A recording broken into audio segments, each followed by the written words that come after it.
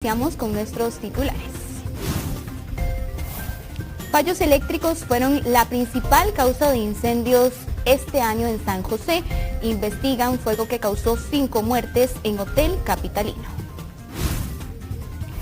Cámara de Transporte pide un subsidio económico tras el cierre de más de 100 rutas de autobús. En 20 años perdieron el 50% de los usuarios. 137,000 personas siguen desempleadas en el país. Eso sí, la cifra muestra un descenso. Y un proyecto de la UCR crea robots que funcionan como drones. Son capaces de cambiar de forma y volar. Comenzamos.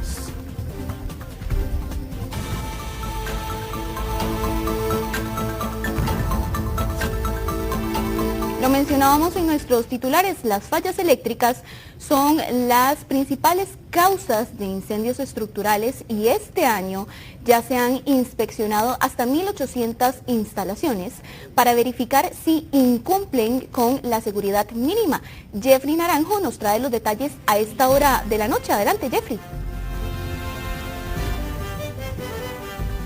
Vemos el caso de este incendio estructural que se presentó la madrugada de este jueves en un hotel acá en el centro de San José y que lamentablemente dejó como saldo a 5 personas fallecidas que no pudieron evacuar a tiempo. Estamos hablando que tras las inspecciones también que realizaron las autoridades se presume que habían algunos problemas con las salidas de emergencia de este establecimiento. Sin embargo, hemos visto también que los incendios estructurales se han presentado en otros lugares de la capital. Semanas atrás en un centro comercial donde 5 locales comerciales también se vieron afectados, cuantiosas pérdidas materiales también que se dan ante este tipo de emergencias y muchas veces hemos visto que son las fallas eléctricas, según los expertos, lo que se encuentra detrás de las causas de estos incendios. Precisamente el incendio atendido hoy aún está en investigación. Será la unidad de investigación del Cuerpo de Bomberos la que determine cuáles fueron las causas de este siniestro.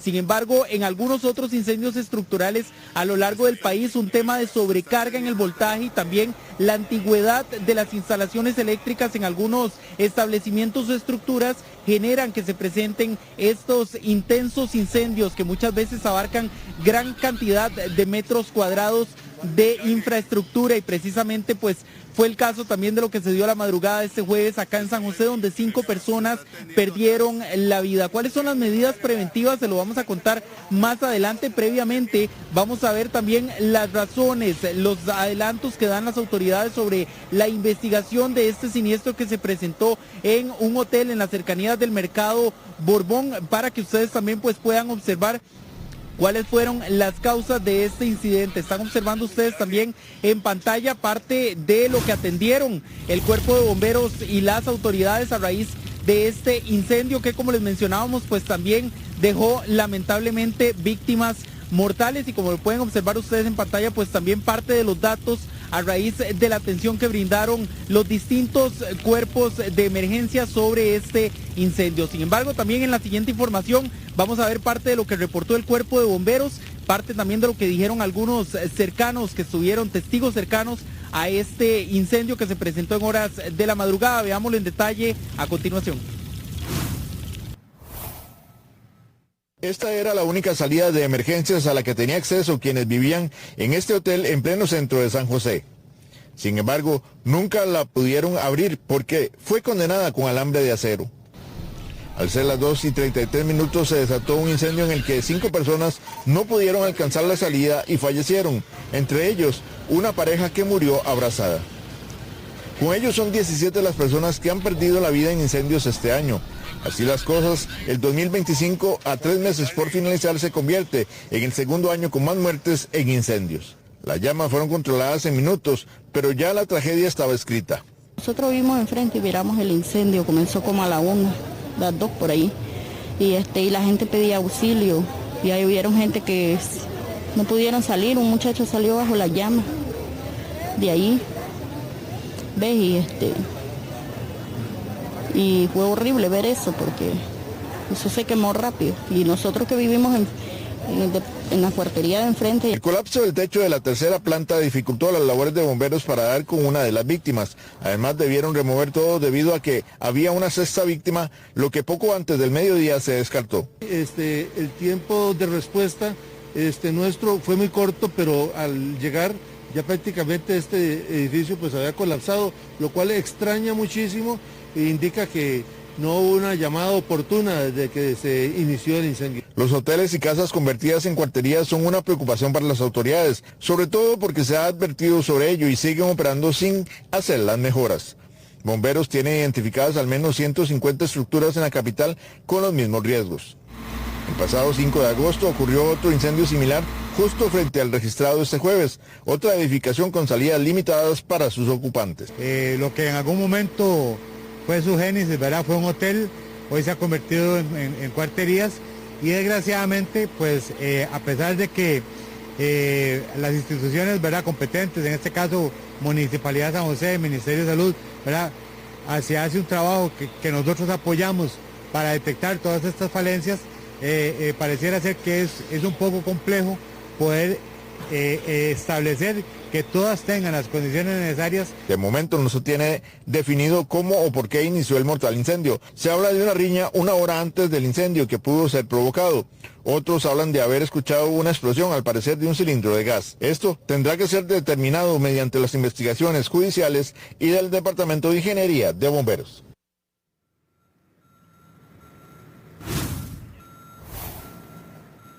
Bueno, precisamente este tipo de incendios han sido también monitoreados por otras instancias o este tipo de situaciones e instalaciones eléctricas, como es el caso del Colegio de Ingenieros Electricistas, quienes en este 2025 ya han realizado cerca de 1.800 inspecciones, tanto en construcciones de viviendas, establecimientos comerciales y otro tipo de edificaciones para verificar que no existan riesgos de que este tipo, por ejemplo, de fallos eléctricos se continúen presentando, y han determinado que una de las principales causas es que muchas veces se construye una edificación con un objetivo para contener a cierta cantidad de personas, cierta cantidad de electrodomésticos, por ejemplo, pero este tipo de edificaciones luego terminan siendo utilizadas para otros fines, se pueden terminar convirtiendo en cuarterías o establecimientos comerciales, y esto es lo que genera una sobrecarga en el voltaje y lo que muchas veces pues causa que se presenten este tipo de casos que culminan en incendios, inclusive mortales, como el que vimos este jueves en San José. ¿Cuáles son las recomendaciones que dicen los expertos y también las compañías proveedoras de los servicios de electricidad? Veamos a continuación. Fallas en la instalación eléctrica son muchas veces la causa de los incendios estructurales más grandes que han sido atendidos este año en el país. Muchas veces la sobrecarga en la instalación o materiales deteriorados provocan el fuego. Instalamos muchas cosas a un circuito que tal vez fue diseñado para una aplicación específica. Tal vez con un ejemplo más sencillo, en nuestros hogares, en la cocina puede ser que el tomacorriente específico de la refrigeradora también conectamos el microondas y eso va a provocar un sobrecalentamiento de los conductores y se va a disparar el breaker. El ICE no hace inspecciones salvo que el cliente haga una solicitud expresa y se venda como un servicio particular, pero no es responsabilidad del ICE ni de las empresas eléctricas atender lo que el cliente tiene internamente. Cuarterías, asentamientos informales o edificios antiguos son los más propensos a estos accidentes. En Costa Rica existe un código eléctrico desde el 2002 que regula estas instalaciones. Y durante el 2025 ya el Colegio de Ingenieros Electricistas ha realizado hasta 1.800 inspecciones para asegurar instalaciones seguras. Revisar la instalación como tal por lo menos una vez al año en nuestras casas y al menos 2 veces al año por parte de un profesional a lo que son instalaciones como edificaciones. Revisar que no hayan cables sueltos o que los tomacorrientes cuando ingresa el enchufe quede perfectamente unido y no quede flojo, que no hayan cables pelados. Las recomendaciones a seguir para determinar si el lugar donde usted se encuentra está seguro son sencillas. Hay edificaciones que están construidas para un determinado uso y se convierten en cuarterías. ¿Qué significa eso? Sobrecargas eléctricas. ¿Por qué? Porque va a haber hacinamiento de personas en un lugar mucho más pequeño y todos tratando de conectar electrodomésticos o el cargador del celular, y eso puede ser que no esté diseñado la edificación para eso y suceden los accidentes. Entonces la instalación puede ser la mejor, pero si yo sobrecargo, los circuitos, voy a tener problemas eléctricos. No se trata solo de daños materiales. Los incendios en estructuras este 2025 ya dejaron un saldo de fallecidos que no se veía en el país desde el 2016, superando desde octubre incluso la cifra con la que cerró el 2024. En total, 17 personas han perdido la vida durante estos incidentes, 5 de ellos en el siniestro que se dio la madrugada de este jueves en un edificio en San José. Bueno, vemos que es una situación compleja porque muchas veces las empresas proveedoras de servicios eléctricos como el ICE o la Compañía Nacional de Fuerza y Luz, entre otras, intervienen únicamente a solicitud de la persona interesada de verificar si la instalación eléctrica se encuentra en adecuadas condiciones, y también temas como el código eléctrico, las inspecciones se aplican bajo solicitud o también en procesos de construcción. Estamos hablando que precarios o cuarterías o instalaciones de mucha antigüedad pues se ven externas, ajenas a este tipo de verificaciones, y esto es lo que muchas veces genera que este tipo de instalaciones pues queden en malas condiciones o se vean más propensas a este tipo de incendios. Sin embargo, el mantenimiento y las revisiones pueden prevenir que estos casos se continúen presentando. Gracias, Jeffrey, por toda la información. Vamos a cambiar de tema y vamos a hablar de lluvias, porque los aguaceros de las últimas horas provocaron 141 incidentes por inundación, la mayoría en Punta Arenas. Hay cierres en Ruta 32 y también Cambronero. Sheila Paniagua nos tiene los detalles a esta hora de la noche. Adelante, Sheila. Hagamos un repaso por los lugares que se vieron afectados este jueves producto de los fuertes aguaceros. Empecemos con la Ruta 32 porque un deslizamiento en el kilómetro 28, además de fuertes aguaceros, obligaron el cierre de esta ruta que es tan transitada. Según lo que indica el MOP, es que esta mañana estarán presentes en la zona maquinaria para poder quitar estos escombros. Recuerde que usted puede utilizar rutas alternas como Bajos de Chilamate, Vuelta de Cooper y Ruta 10 por Siquirres, Turrialba, para todo tipo de vehículo, por Vara Blanca, solo para vehículos livianos. En este momento está completamente cerrada la vía y no hay paso para que usted lo tenga en cuenta. Además, Cambronero también se encuentra cerrado debido de la caída de árboles. El MOP indica de que van a estar realizando la limpieza de estos árboles, los van a quitar y hasta que las condiciones también lo permitan, habilitarán el paso por esta otra vía. Vamos a irnos hasta Barranca de Punta Arenas, uno de los lugares que se ha visto muy afectado producto de las fuertes lluvias, porque ahí muchas familias tuvieron que ser evacuadas debido a que se registraron incidentes por inundación debido al desbordamiento de ríos, así como también el colapso de alcantarillas. Personas que hoy van a tener que dormir en un albergue producto de esta situación. Los suelos están muy saturados y debido a la mínima lluvia esto empieza a provocar inundaciones, para que usted lo tenga en cuenta. Según lo que indica la Comisión Nacional de Emergencias, es que tras las lluvias del miércoles por la noche y este jueves ya son 141 incidentes los que se han registrado y la mayoría han sido en Punta Arenas, así como también en Guanacaste. Podrá seguir lloviendo y es parte de lo que prevé el Instituto Meteorológico Nacional para que usted lo tenga en cuenta. Pero también hubo otros lugares que se vieron afectados producto de las fuertes lluvias, así como fue San Mateo, esto en el sector de Orotina, y ahí se registró también el colapso y el desbordamiento del río Jesús, donde ha provocado incluso un caos completo en la carretera, para que usted lo tenga en cuenta y transite también por este lugar con mucha precaución. En Atenas también hubo varias afectaciones, incluso conductores que quedaron incomunicados, que no podían pasar por el desbordamiento de varias quebradas en esta zona, para que usted lo tenga en cuenta, parte de los incidentes que se han registrado en las últimas horas en el territorio nacional. Quepos, vamos hasta Quepos porque ahí en ese lugar específicamente está el centro completamente inundado debido al colapso de las alcantarillas, agua que llega hasta los comercios y que se han visto muy afectados. Incluso los vecinos reportan, ¿verdad?, que prácticamente es como que las calles se convirtieron en ríos y el parque incluso de Quepos está completamente inundados. Y ahora también le vamos a contar de que las fuertes lluvias han provocado otro tipo de incidentes. Por ejemplo, una mujer en Guásimo, una extranjera de 21 años, fue arrastrada por una cabeza de agua. Afortunadamente la lograron ubicar con vida y tuvo que ser trasladada a un centro médico para ser atendida. Presentaba varias lesiones. Rescatistas de la Cruz Roja lograron rescatarla a salvo, con vida, y trasladarla a este centro médico. Según lo que indica el Instituto Meteorológico Nacional, es que las lluvias van a continuar. Las lluvias se intensificarán en el país, por lo que no se descarta el desarrollo de más incidentes como estos.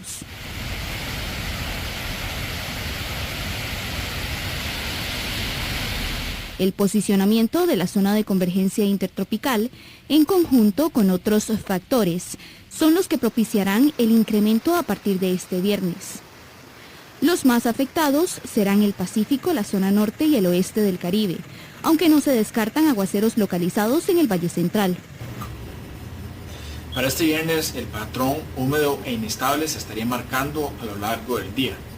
Es posible la presencia de lluvias en sectores costeros del Pacífico Central y Pacífico Sur en el periodo de la madrugada y mañana.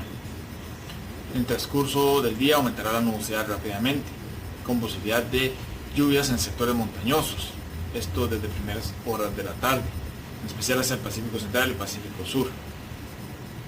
Se presentará además la presencia de aguaceros acompañados de tormenta eléctrica de manera dispersa en dichos sectores. Los acumulados de lluvia más significativos de las últimas horas se dieron en el Pacífico Sur, Central y al oeste del Golfo de Nicoya.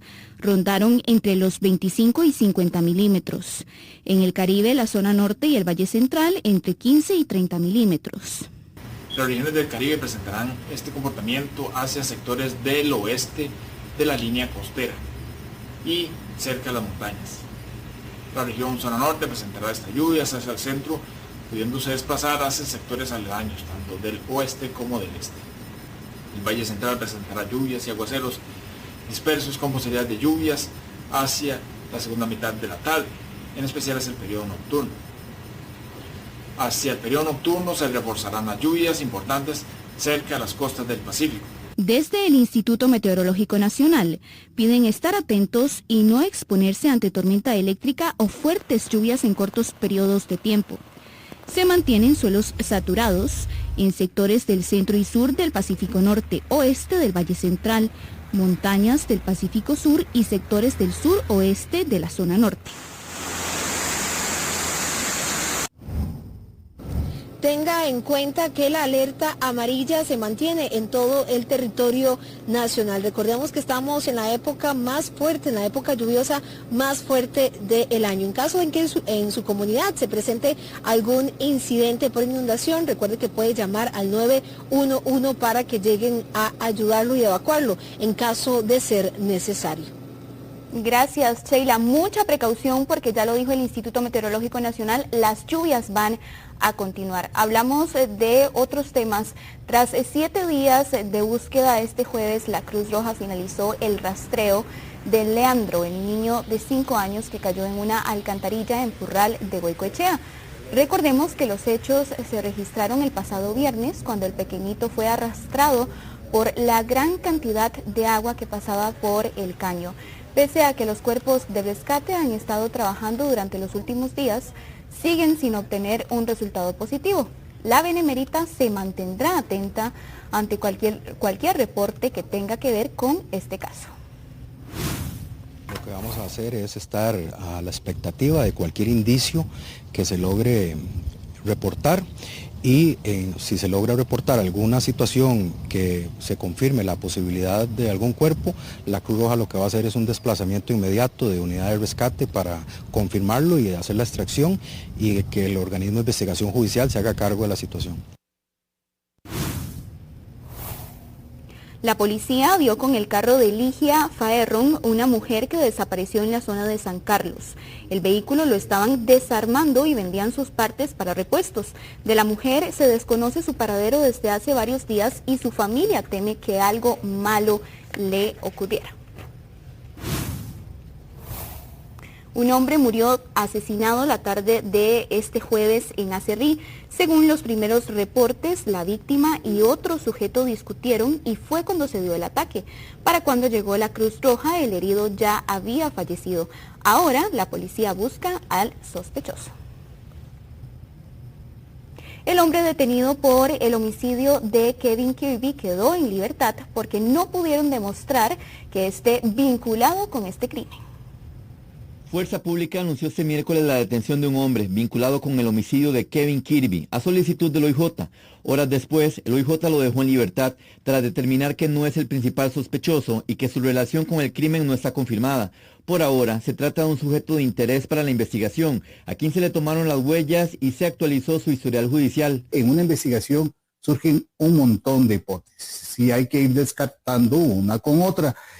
Cuando se actualiza la fotografía, eventualmente las huellas dactilares, el domicilio y demás, es para, en el caso eventual, que durante el proceso surja la necesidad, ejemplo, de hacer un reconocimiento fotográfico, de hacer un análisis comparativo de huellas dactilares, ir descartando o ratificando esas posibles hipótesis.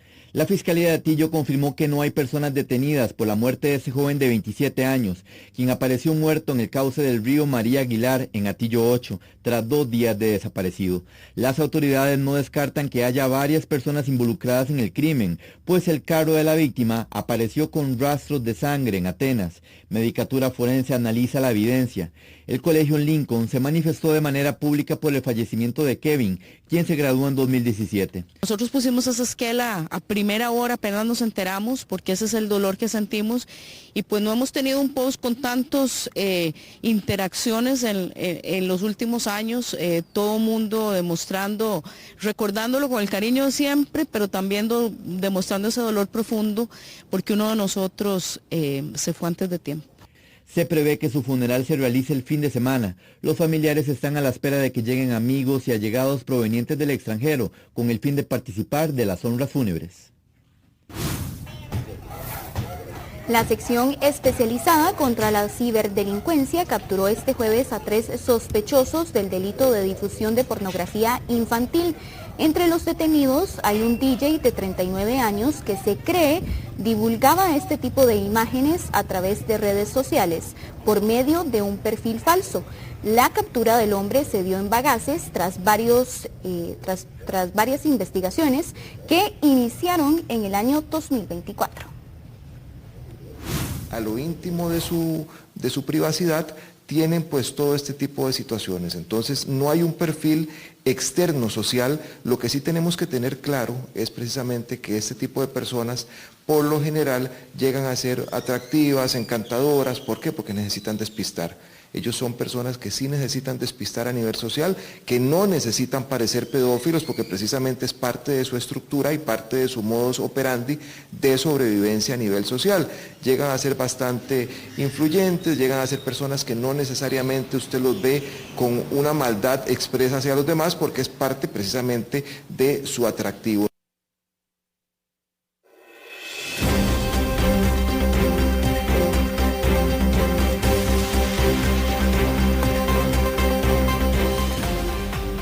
En nuestro enfoque, el sector autobusero advierte un inminente colapso financiero y exige al gobierno abrir ya el debate sobre un subsidio económico. Para ampliarnos, hacemos contacto a esta hora de la noche con la periodista Rachel en Matamoros. Adelante, Rachel. Así es, recordemos que el transporte público ha perdido usuarios en los últimos años al punto donde ya se han abandonado más de 100 rutas en nuestro país, situación por la cual la Cámara Nacional de Transportes pide un subsidio económico para poder solventar esta crisis. El sector autobusero atraviesa una crisis que amenaza con colapsar el transporte público del país. La Cámara Nacional de Transportes alerta que la drástica caída en la demanda de pasajeros, con una pérdida de hasta el 50% de usuarios en los últimos años, pone en jaque la operación de muchas empresas autobuseras. Por eso insisten en la urgencia de un subsidio económico que permita sostener el servicio. En Latinoamérica, Costa Rica es el único país que no tiene subsidio para el transporte. El problema que se presenta cuando un país no tiene subsidio, en este caso en particular, la situación por la disminución de demanda que tiene Costa Rica, es que entre menos demanda, más se encarece la tarifa del servicio público. ¿Qué quiere decir? En este momento estamos manejando alrededor de un 45% de la totalidad de los usuarios. Según estimaciones del sector, hay solo un 45% de la población que utiliza autobús y para el 2030 la cifra podría caer al 35%, poniendo en riesgo la cobertura de comunidades enteras. Sí, definitivamente estamos poniendo sobre la mesa el tema del subsidio en este momento como un elemento de sostenibilidad, pero realmente el subsidio debería ser un elemento de modernización, de garantizar no solo la continuidad del servicio, sino la mejora del servicio, la calidad, mejores unidades, mejores condiciones para los usuarios. Hay diferentes formas de subsidiar el servicio. Una puede ser mediante un subsidio directo de parte del Estado o un subsidio indirecto, ya sea a través de un impuesto que se establezca al diésel, al combustible. Tenemos que mejorar nuestro sistema de transporte. Una vez que tengamos eso, hablemos de subsidio. Y subsidio ha sido satanizado y se ha buscado de que eso realmente no exista. Hoy en día no existe. El riesgo lo tiene todo ¿cómo se llama? El operario. El Laboratorio Nacional de Materiales y Modelos Estructurales de la Universidad de Costa Rica advirtió en un informe que el transporte público actual carece de calidad y antes de pensar en un subsidio, proponen modernizar el servicio. Necesitamos tener una institución que tome decisiones y que no dependa de otras para poder llegar a solventar eso que estamos hablando. ¿Y qué es lo que hay que hacer? Esa autoridad tiene que resolver los temas de sectorización, de troncalización, de generar terminales en donde llegan los usuarios. El panorama es incierto, no hay una propuesta concreta ni un monto definido para el subsidio, pero los expertos coinciden en que sin un cambio de modelo, el sistema seguirá perdiendo usuarios y rutas. Bueno, y como veíamos, además de un subsidio económico o antes de poder tomar una decisión de que se implemente un subsidio económico para poder solventar esta situación con el transporte público, la ENAME también hace un llamado a que primero se debe de trabajar la modernización de las flotas de nuestro transporte público para que de esta forma se pueda atraer a los usuarios y no solamente eso, sino también mejorar los tiempos de respuesta por parte de las unidades, porque es una de las razones por la cual tantas personas están prefiriendo el servicio privado en vez del transporte público. Gracias, Rachel. Actualmente hay pocas herramientas que tiene la Policía de Tránsito para regular el uso de las bicimotos en el país. Actualmente Costa Rica tiene un alto registro de bicimotos en las calles, unas mejores que otras, pero que pueden incumplir las reglas. La Policía de Tránsito está multando a conductores que anden en bicimoto y no cuenten con los requerimientos necesarios, como chaleco de protección y casco, pero no son multas por regulación de ese medio de transporte. Había una confusión ahí entre bicicletas asistidas y no, bicimotos, etc. Este tema fue clarificado recientemente por los diputados en este año, no me recuerdo bien si fue en marzo o en mayo, que se hizo una interpretación ahí de la ley de tránsito. Con eso se ha trabajado un criterio técnico con el COSEBI, nos hemos sentado con la gente del Registro Nacional y de Hacienda porque hay que hacer algunos ajustes. Es importante considerar la proporcionalidad de la aplicación de la ley. Tenemos muy pocos recursos en la Policía de Tránsito y lamentablemente aún un faltante muy importante es la Asociación Tecnológica de Recursos para multar y sancionar a las personas que infringen la ley de tránsito. ¿Qué sí y qué no se puede multar en estos momentos? La Policía de Tránsito asegura que es necesario que se dé una regulación que clarifique qué tipo de vehículos son y qué condiciones deben cumplir. Lo que se está haciendo sí es verificar lo que tienen que ser dispositivos de seguridad, eso es lo más importante, ¿verdad? Que hay gente que todavía anda sin los reflectivos, digamos, o los chalecos o los cascos, eso sí hacerle el llamado a todos, porque recordemos que también tenemos la ley de movilidad ciclística que obliga también a ciclistas a andar con estos aditamentos y algunos piensan que la bicimoto no tiene que cumplir ni con los de las motos ni con los de las bicicletas. Todos tienen que andar con sus dispositivos de seguridad y eso sí está el tránsito haciendo control. Se espera que el país logre una regulación completa y clara que detalle cada una de las multas para que los conductores lo consideren. Como parte de las obras entre Atillo 7 y 8, este fin de semana se continuará con la colocación de la estructura, lo que implicará tránsito reducido a un carril por sentido. Este viernes trasladarán desde Alajuela las piezas, por lo que habrá paso regulado entre las 9 de la noche de este día y hasta el mediodía del domingo 5 de octubre. Estas estructuras, que deberán colocarse y soldarse en el sitio, pueden llegar a 18 metros de longitud y 50 toneladas de peso.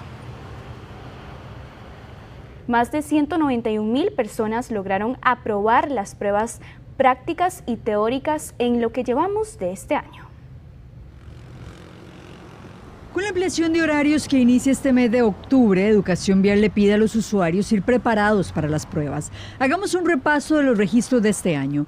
109,789 personas aprobaron la prueba práctica de enero al 30 de septiembre. 46,051 la reprobaron y 20,001 no se presentaron a realizarla. Por derribo de conos o rosa, Educación Vial ya lleva reportadas 11,655 faltas. El irrespeto a las señales verticales y horizontales, 11,422. Y por detener el vehículo en la prueba de reversa, 7,112. Puede ser que rocen un cono, pero incluso también en motocicletas se ve mucho que ponen el pie a la hora de pasar por los conos. Entonces, pero esto es un tema de práctica, simplemente la gente no se ha preparado, ¿verdad? Entonces, recordemos que la idea de la prueba práctica, contrario a que la gente piensa, ¿verdad? Que sea como un colador, es una prueba que lo que trata es de medir destrezas muy generales que usted va a requerir a la hora de conducir los vehículos, ¿verdad? Entonces, sigue siendo un tema complicado. El panorama en las teóricas también se las trae. 81,328 personas las han aprobado. 47,391 no las pasaron y 13,121 no se presentaron.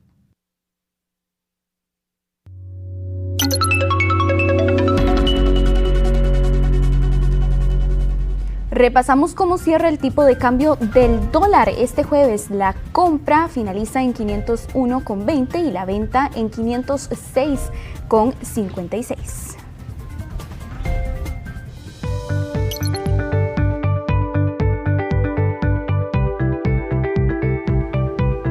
Si usted está buscando empleo, es importante que tome en cuenta que hay 100 vacantes temporales para trabajar en un call center en Belén de Heredia.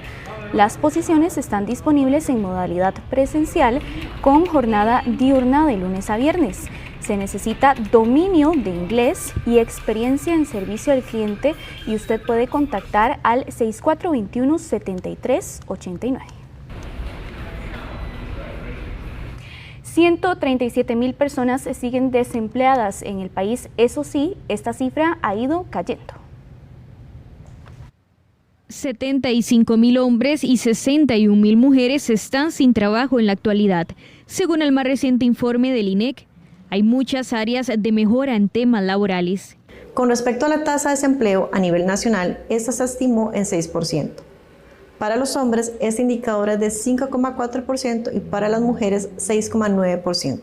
La encuesta continua de empleo evidencia que hay 137,000 personas sin trabajo, una tasa de desempleo del 6%, la cual ha bajado en los últimos meses. Más de 2,100,000 personas se encuentran activas en el mercado laboral, es decir, están trabajando.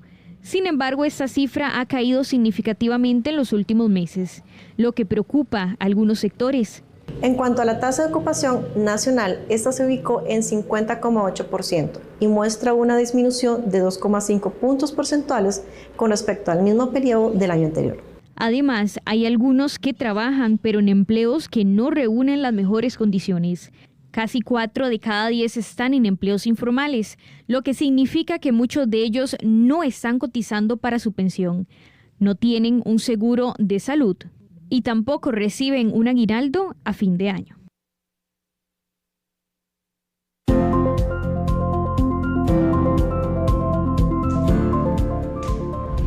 Este lunes 6 de octubre comenzará a funcionar el nuevo sistema de Hacienda Tribu CR.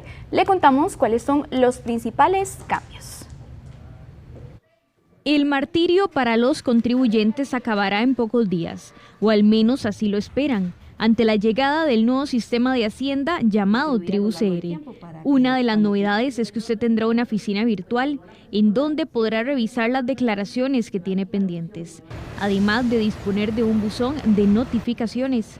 El 6 de octubre inicia Tribu CR y con eso es importante que en esos primeros días revisemos que las obligaciones que se están presentando en la nueva plataforma coinciden con la información que usted tenía. Igual, si usted estaba al día, siga apareciendo al día. La fecha de inicio de Tribu CR es el 6 de octubre del presente año. Los contribuyentes podrán declarar y tributar en el mismo sitio, asociando un número de cuenta IBAN. Desde un inicio, el Ministerio de Hacienda, al hablar de este proyecto, ha manifestado que pretende centrarse en el contribuyente, en mejorar la experiencia del contribuyente. Y por eso podemos esperar que la plataforma, además de moderna, inteligente, porque las plataformas se conversan entre ellas, será de un uso más intuitivo para nosotros los usuarios. En este nuevo sistema usted tendrá una oficina virtual con su cuenta integral tributaria, también un apartado de comunicaciones y notificaciones, y eso también tendrá una reducción de costos. Además, las declaraciones usted las puede dejar como borrador si no le dio tiempo de llenarlas. Es importante que las personas revisen su información con el contador para asegurarse de que los datos se migraron de la mejor forma. Esta plataforma marca un antes y un después en la forma de pagar impuestos. Costa Rica perdió $71 millones en divisas por turismo en el primer semestre de este año.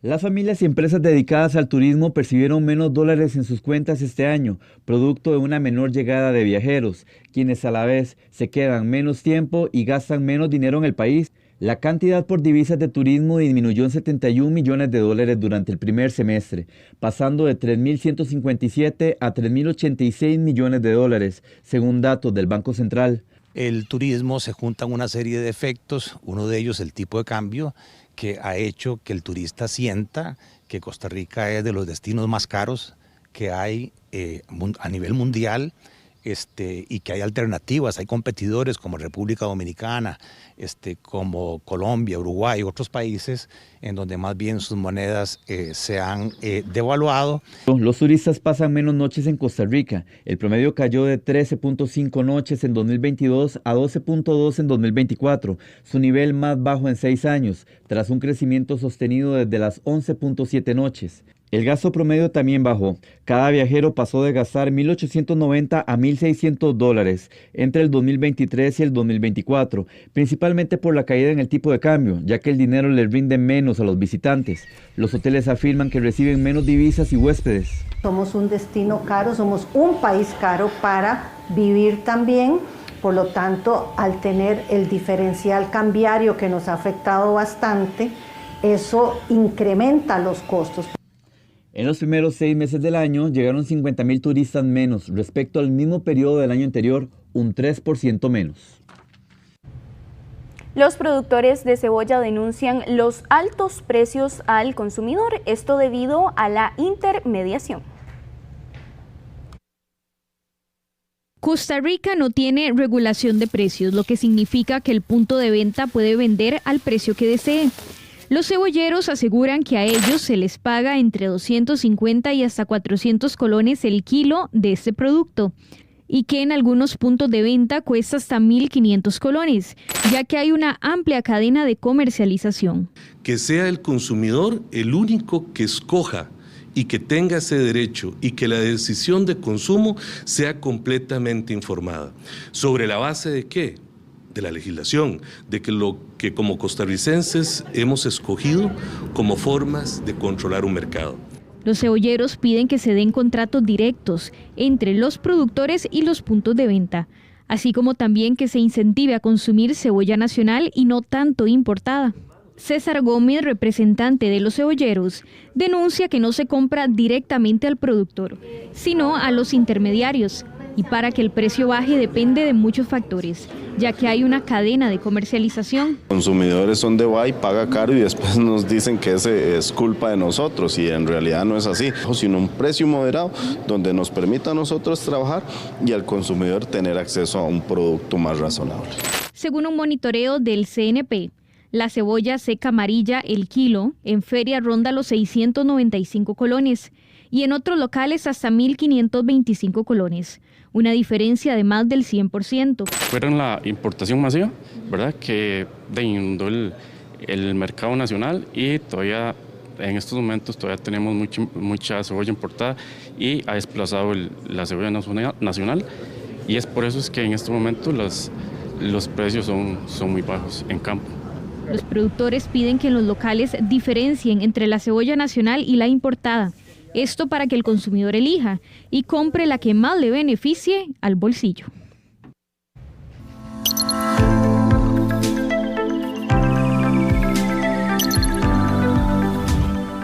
Costa Rica sigue avanzando en la ciencia. Un proyecto busca crear drones capaces de cambiar de forma. ¿Se imagina usted?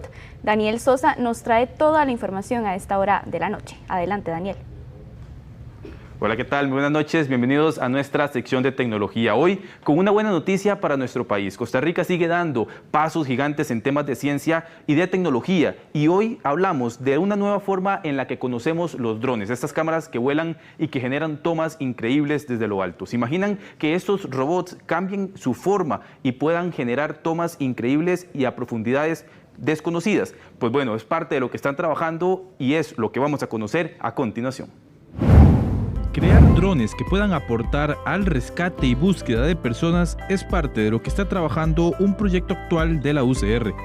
La Tensegridad la podemos imaginar como un sistema en el que las piezas no se tocan entre sí, pero juntas logran rigidez, ligereza y flexibilidad. El hecho de que él pueda resistir impactos y cambiar de forma, por ejemplo, puede servir para aplicaciones como búsqueda y rescate, que él pueda cambiar de forma, que pueda entrar como en grietas, como en espacios así confinados, pero también el hecho de que él resista golpes, que pueda cambiar de forma, puede permitir un uso en monitoreo de volcanes o puede permitir uso en agricultura de precisión.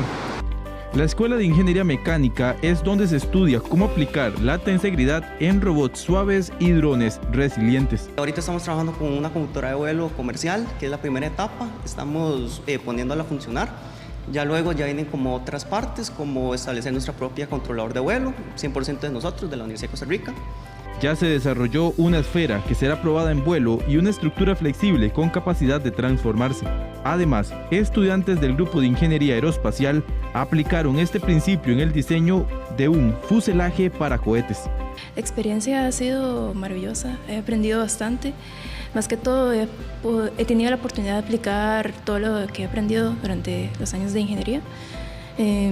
También me ha gustado bastante el hecho de que, ya que esto es un proyecto bastante nuevo en Costa Rica, no existen como mucho lo que son como robots tenséricos, entonces siempre se puede buscar como nuevas áreas en que se aplicar, como la agricultura y la área como en la mecánica. La tensegridad no es nueva, ha sido utilizada en íconos como la Biosfera de Montreal y el Estadio Olímpico de Múnich, pero ahora Costa Rica busca llevarla al cielo con drones y robots capaces de cambiar de forma y resistir impactos. Por supuesto que nos alegra dar a conocer estas noticias que generan buenas noticias en nuestro país y que generan gran cantidad de alegría porque Costa Rica se sigue posicionando a nivel tecnológico entre las grandes potencias, hoy con una forma diferente de ver a los drones. De momento, esto es todo en el mundo de la tecnología. Ustedes continúan con más información acá en Noticias Repeten.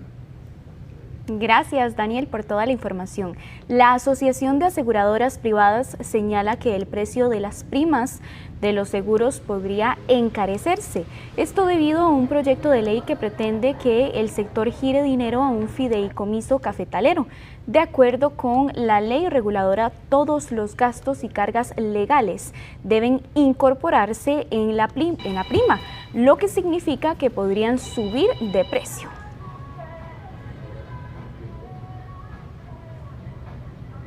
Los créditos de vehículos en dólares suelen tener mejores condiciones. Los datos evidencian que más de 79,000 personas están endeudadas. Según los datos de la Superintendencia de Entidades Financieras, más de un 90% de las personas físicas endeudadas con préstamos de vehículos en dólares no generan sus ingresos en esa moneda, es decir, tienen un riesgo cambiario. Porque suelen tener tasas más bajas que las tasas en colones. Este es un mercado de cuotas y normalmente la cuota en dólares es más baja que la cuota en colones, entonces los consumidores tienen un incentivo adicional de tener una menor cuota. Los expertos aseguran que los créditos en dólares suelen tener mejores costos y mejores tasas de interés. Además, en muchos casos los plazos de financiamiento son más extensos, dan periodos de gracia e incluso la posibilidad de acceder al préstamo sin la necesidad de una prima, en los casos en los que se trata de un modelo eléctrico. Inicialmente, el tamaño de las cuotas de los créditos en dólares han sido un poco más bajas que el tamaño de las cuotas de los créditos en colones, y eso ha traído a muchos actores, a muchos participantes en el mercado crediticio costarricense. La Asociación Bancaria Costarricense señala que el monto promedio solicitado por crédito de vehículo es de unos 10 millones de colones. Es clave revisar las características del crédito en términos de tipo de moneda, tasas de interés y plazo. Pero, ¿por qué los bancos privados son los que más otorgan financiamiento en moneda extranjera? Los bancos privados históricamente han negociado más dólares. ¿Por qué? Porque fueron bancos que se financiaban en el exterior a tasas más bajas en dólares, crecieron alrededor de negocios donde los dólares eran importantes. Hablamos del turismo, hablamos de las exportaciones. Más de 79,000 personas físicas cuentan con un crédito de vehículo, y así lo había dado a conocer la Asociación Bancaria en el 2024. Pasamos a política. La Unidad Social Cristiana presentó un nuevo proyecto de jornadas 4x3 con el objetivo de agilizar la aprobación del expediente. La vía rápida de jornadas 4x3 volverá a partir de este lunes 6 de octubre y ocupará la mayoría de la agenda legislativa. La Unidad Social Cristiana presentó un nuevo proyecto con las correcciones del texto, que deja claro cuáles son los lugares que se adaptan las jornadas excepcionales y que los empleados voten si se adaptan o no. Vamos a presentar una moción al plenario legislativo para que este proyecto se vaya por medio del artículo 234 bis a una comisión especial. Esa comisión lleva reglas, tiene sus reglas claras, se pueden presentar una cierta cantidad de mociones y tiene un plazo de 3 semanas para dictaminar. En ese plazo de las 3 semanas, si no se dictamina, se corta el conocimiento de las mociones y automáticamente pasaría ya a plenario legislativo. Algunas fracciones como Liberación han solicitado tiempo para analizar los cambios, mientras el Frente Amplio mantiene la postura negativa a la iniciativa. Este es un tema que lo tenemos que ver en la reunión de fracción. El lunes pasado no hubo reunión de fracción por la sesión que tuvimos en Punta Arenas. Es un tema que estaremos viendo el próximo lunes en la fracción. Normal es que haya algún tipo de acuerdo de orden político para definir el momento, pero sí quisiera saber el día en que se ponga, y sí señalar que podrían, lo advierto acá, meterse en un problema si se vota primero la de la nueva vía rápida y después la de quitar la vía rápida existente, porque podría ocurrir que la segunda después no tenga los votos y que tengan 2 vías rápidas. Mientras se definen las posturas en el plenario, entrará el periodo de vía rápida, dejando de lado los conocimientos de otros proyectos. Y una campaña en el Teatro Nacional para prevenir el cáncer de mama otorgará más de 100 mamografías gratuitas. La detección temprana es fundamental para prevenir el cáncer de mama, y esto incluye autoexploración mamaria, la mamografía y un ultrasonido. Y en el mes de octubre, en el marco de la lucha contra esta enfermedad, el Teatro Nacional, en conjunto con la empresa privada, se unen en una jornada de prevención. En esta campaña estamos haciendo una donación de más de 100 mamografías con un camión móvil totalmente especializado que va a estar realizando las mamografías los domingos 5, 12 y 19 del mes de octubre. Los cupos son muy limitados para las mamografías gratuitas. ¿Cómo participar? Y la idea es que las personas se puedan apuntar a través de la página GTI Factura Electrónica, llenar los datos y poder participar en esta prevención para mejorar la salud. Unido a las mamografías vamos a tener una campaña de donación de cabello. Hay ciertos requisitos para poder donar y el cabello se utiliza para crear pelucas oncológicas.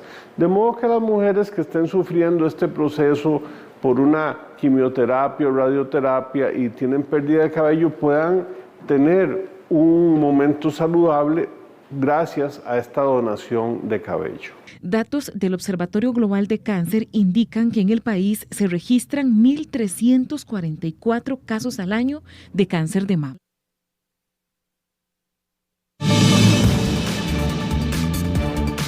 Por acompañarnos en esta edición nocturna. Que pase muy buenas noches, cuídese bastante.